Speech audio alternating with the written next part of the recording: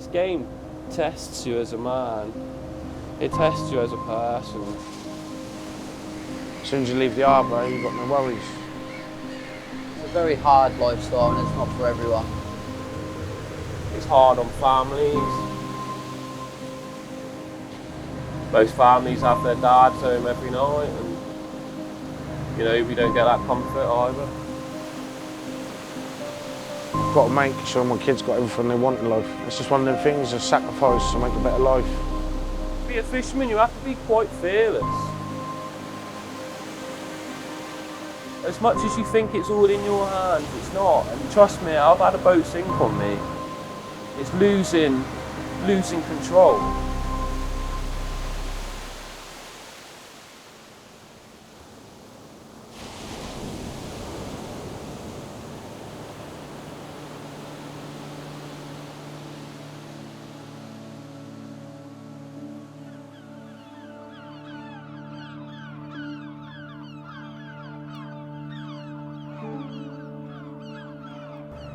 I just found myself drawn down to the harbour, towards the boats. The beauty of this ground that is off of bricks and then being in Lyme Bay is the fact that it's all soft and it's all flat ground. It's not just being able to catch fish. You need to have the right mentality as well, you know. It's not like you could turn up really moody because you're just going to affect everybody else's moods, and a few days bad fishing can put people down. My name's Ben, skipper of a fishing boat, and a Beth too, 35 years old. I've been doing it since I was 16.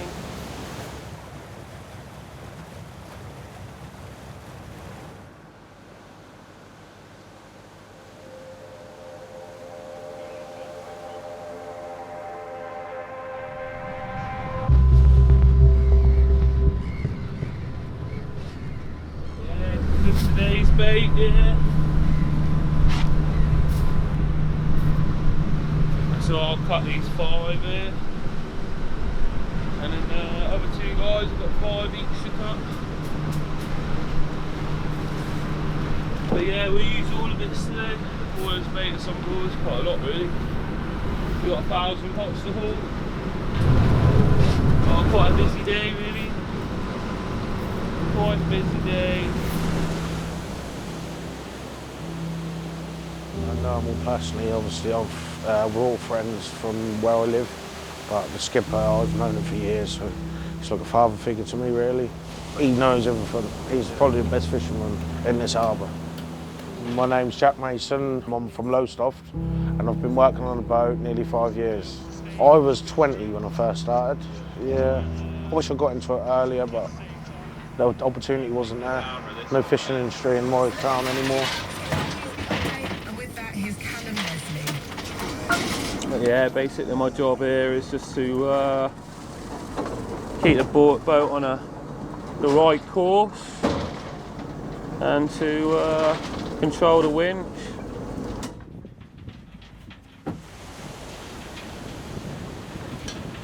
So yeah, we've got Jack here, he's basically just tipping out the pot, tipping all the whelks out. They'll land on the riddle. He takes the old bait out. Generally all the small stuff should go through the riddle. Once it comes off the riddle, really, we should only have a nice premium product. And then we've got Finch bagging up at the minute. And basically his job is once again his quality control. What he's taking out, starfish, picking out any old bait that might have been in there, bagging up the product. Once the bag's full up, he'll take that off, put another bag on, and repeat the process.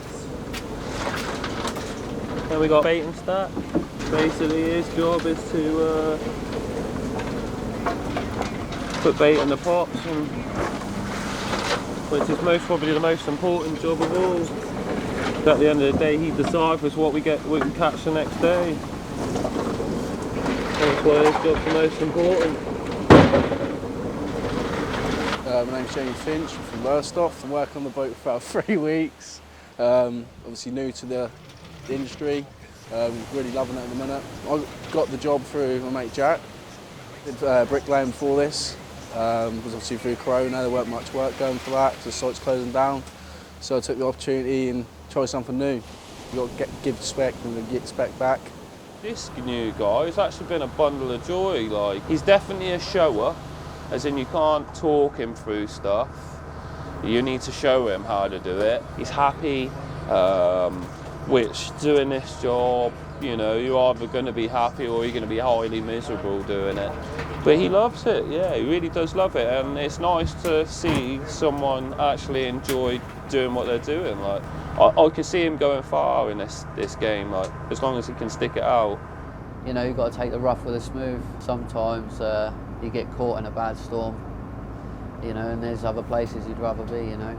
There's been a few times where I sort of think where you're going to end up, but them sort of situations make you stronger, and you just got to trust your crew, trust your skipper, and you know everything's going to be all right. It's a big trust game. Steamed out in the morning. We steamed all the way to the gear, which was a good like 2.5 hours on the way out from Lowestoft. You could hear the engine was just not right. It was like gargling. It just didn't sound right at all. I had a good look down the engine room and couldn't see anything wrong. And I remember looking outside on deck, and there was a little bit of surface water on the deck. Well, we had a deck wash that just fed all the time, and so I thought, it's just a deck wash on the deck. So I didn't think nothing of it. Went out on deck and went to go and throw this deck wash over the side, and then noticed that the deck wash was already over the side, which then sort of spun me out a little bit, because I was thinking, why have I got water on my deck? I was thinking to myself, I'll have a look in the accommodation up the bow. And so as I swung the accommodation door open, there was like 4 runs to this ladder. The water was already sort of like 2.5 runs up the ladder. We sat there trying to bucket and bucket and bucket, and it just wasn't going anywhere. And I remember stopping to the guys, because like I say, we were going for it. I remember just being like really out of breath, and just saying, right, just stop a second. And where it was like kind of 2.5, it was now touching that third sort of ladder, and that was the point where I kind of knew that the boat was sinking faster than I could save it. That Southern Star, it tried to sink on me a couple of times. It was almost like it didn't want to be a boat. I've come running in the wheelhouse and I've called them a mayday. As per usual, the Coast Guard just want to know everything, you know, and I'm telling them everything. I'm trying to tell them, like, at the same time, like, look, I need to go. I've told you as much as I'm going to tell you. I need to go because I need to try and save my boat. Worst feeling I've ever felt in my entire life. I quit. I quit fishing because of it. Broke my heart. When Ben decided to leave fishing, I asked him whether it's what he really wants to do. So he's got a lot of pressure on his shoulders to get the job done and right. He doesn't have any of that help from the crew. The crew just do the catch inside, and he has all the rest of the pressure on his shoulders. As a skipper, you're always in control. You're in control of your crew, you control your boat, you control the maintenance, you control your winch, you're in control of everything. You're always in control. And that losing control just ruined me. This is one place you do not want to lose control, ever. And like I say, that losing control just, it broke me. Probably did broke me as a man inside. Like, you feel invincible when you get out of these problems, and you get back into the harbour and you think, fucking yes, save my boat, save my crew, everyone's alive. Fuck, I'm never doing that again. You get yourself into them situations. That's what happens as fishermen. You do get yourself into them, but that one got me, you know. I didn't get back in the harbour with my boat. I ended up having to get escorted, and people's lives were slightly at risk, and too much for me. I didn't like it.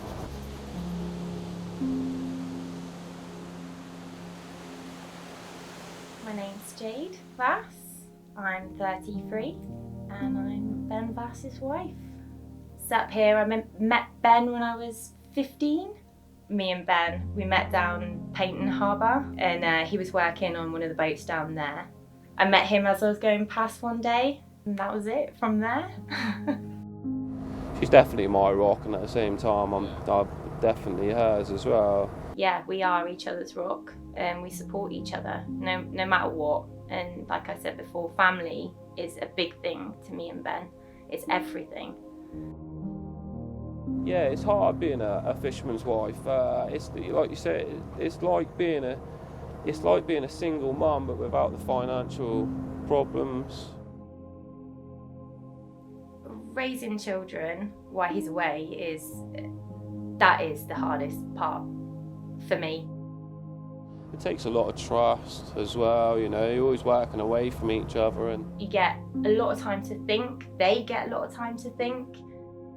It can cause issues, but it hasn't for me and Ben, luckily. I think we've kind of grown up together, so that's kind of our comfort, is each other.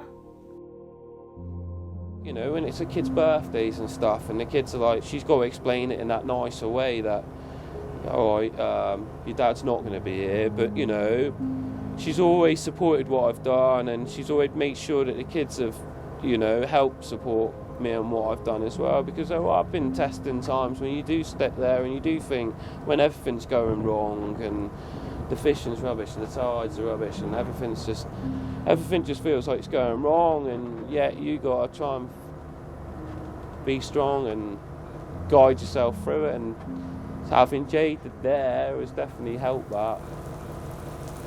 It can be very, very dangerous, and it can take a life like that. The sea is a cruel mistress, and she will take you if she wants to. So it's Ben's job and part of the stress on his shoulders to be looking after them, but also making sure that they're looking after each other on that deck. The Southern Star, that's the boat that sunk. I had that phone call from him, and I'm just happy that he had the sense to do everything that he was trained to do, and he saved everyone on board, himself, and I'm so proud of him for that, really proud of him for that. Done everything in the book. Even my missus was exactly the same. Then why you digging yourself about it? Like, everyone's alive. That's the main thing. You did, if anything, you did everything right.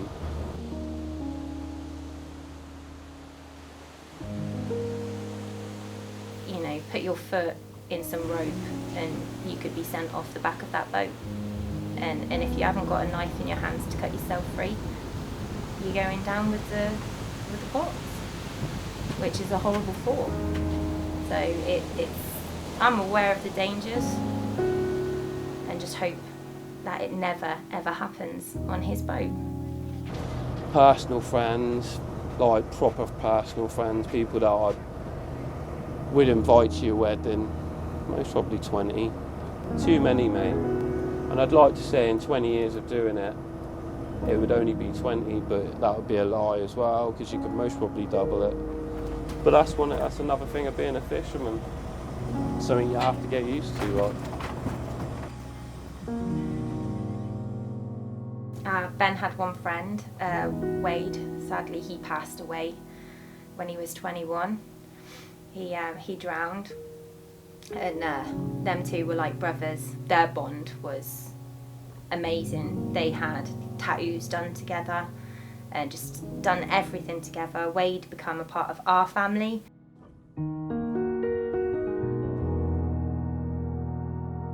Wade was definitely a massive part of Ben's life, and he will always be remembered.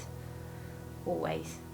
You know, some of the stories that I've heard and how he's been out there, to even want to go back out there again after it all, would be crazy.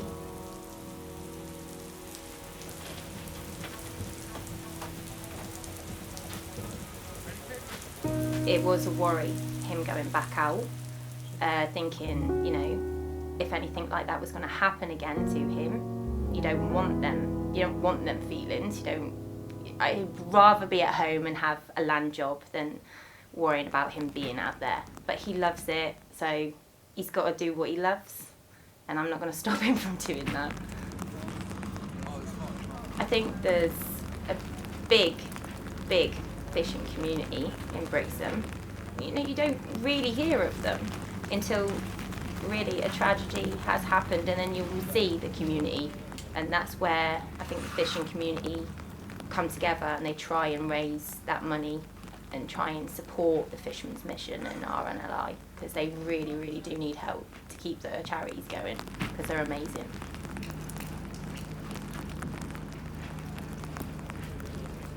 We made it in just in right time, to be honest.